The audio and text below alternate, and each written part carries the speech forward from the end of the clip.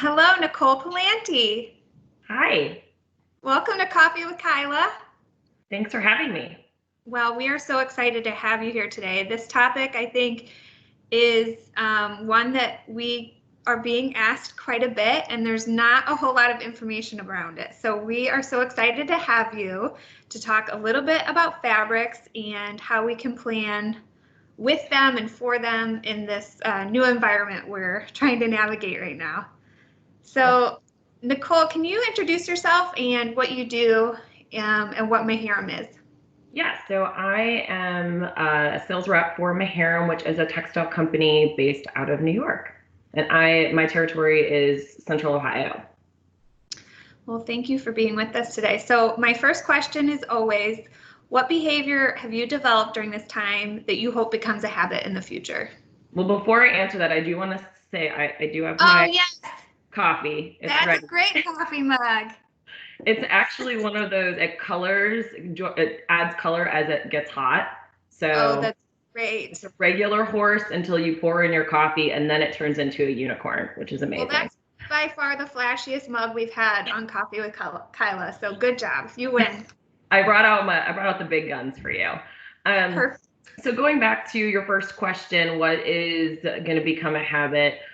I feel like through all of this process, I've gotten this extra time with my now 11-month-old daughter. When this started, she was 9, and really taking the time to slow down. We read quite a few books and a lot of children's books every day. And I've had this extra time with her. And I just hope that as schedules get back to somewhat of normal, that I still continue to have this time and to read to her as much as she wants. So. Yeah, that's great. I love that answer. I think overall, this has really given us a little disruption in our lives to focus on those key elements. So that's wonderful, especially when you have one so little that you get a little bit of extra time with her before she grows. They grow so fast, right? Yes. Gonna have a 1-year-old here soon. Oh gosh. Okay, so let's get started with this fabric kind of material conversation. And I think that where we might want to start is defining the difference between bacteria and a virus. That's a great place to start. So it's kind of going back to basics here. So bacteria is living where a virus is not. And in comparison, under a microscope, bacteria is much larger, where a virus is definitely small. Bacteria can be treated with antibiotics, where a virus is controlled through vaccination. And I think it's important to note that viruses need a host in order to survive. So when we're thinking about that, I think there are a lot of assumptions when it comes to antimicrobial. I think we hear that word a lot, and when we're dealing with a virus, we kind of assume that antimicrobial might take care of it. So that definition between bacteria and virus, I think, is really important. Can you clear up some of those assumptions on antimicrobial and what it really is effective against and where it might be appropriate?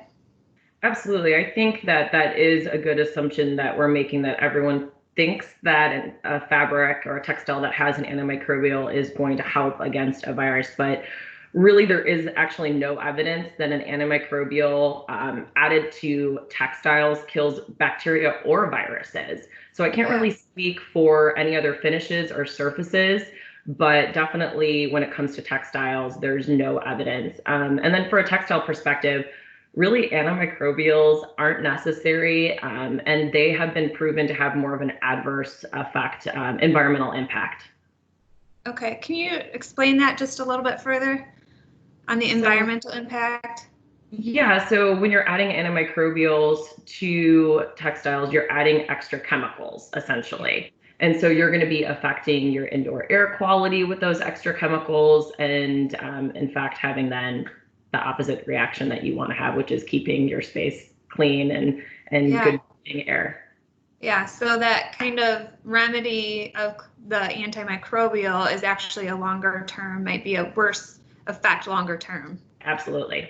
Okay, so let's discuss cleaning and disinfecting. I know we need to do both, but I think, again, it's really understanding what the difference is.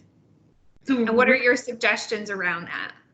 So my suggestions are basically we need to go back to or start doing routine cleaning and maintenance. So it's more important than ever that we're doing this. And I know that you said both are important, but really it's cleaning. So you first need to start with cleaning, and after cleaning, then you can disinfect, but it's really not necessary unless you have these high traffic environments that you're disinfecting. So research has shown that just mild soap and water is proven effective in disabling a virus and kind of destroying that outer layer of the virus. So if we're cleaning with soap and water, that should be enough. If you are concerned and you want to take it another step further, like I said, for those high traffic environments, you really can disinfect. I would suggest going to the EPA's list of chemicals that or cleansers that kill COVID-19 and just really kind of sticking to those cleansers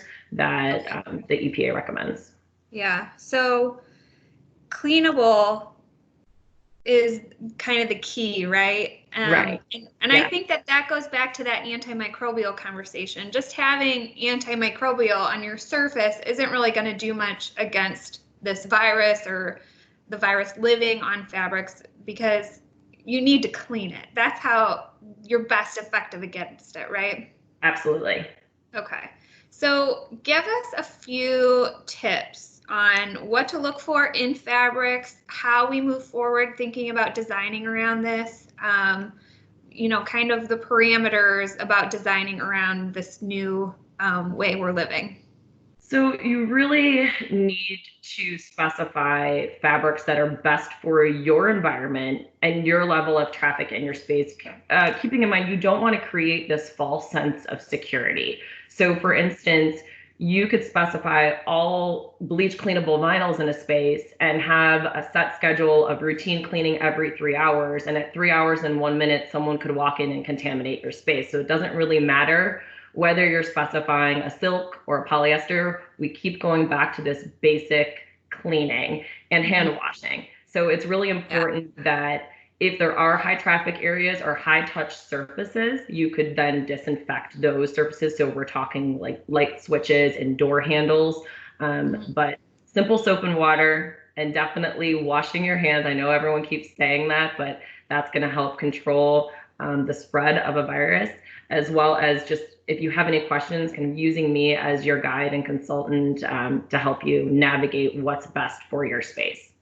Yeah, I think that's so important. You can put silk in an environment, but if it's not getting cleaned, it's not going to matter, right? Absolutely. So I think that's kind of the key point we want to share with people, that it's back to the same thing. It's the cleanability and making sure that we're doing those procedures regularly, maybe more regularly than we used to. Absolutely. Yes. Do you have anything else you want to share from a textile standpoint, or, kind of your point of view to our followers here? Basically just cleaning. It can't be said enough. Washing your hands, and like I said, coming to me. I know that we're all still trying to figure this out and navigate this as we get more information. I know we're getting updates on a daily basis. I just got something sent to me of an update saying that now it doesn't live on surfaces as long as we thought. So every day we're learning and trying to stay on top of factual information. So come to me, use me as your guide, and I will definitely try to help you when it comes to a textile standpoint, specifying the correct thing for your space. Yeah.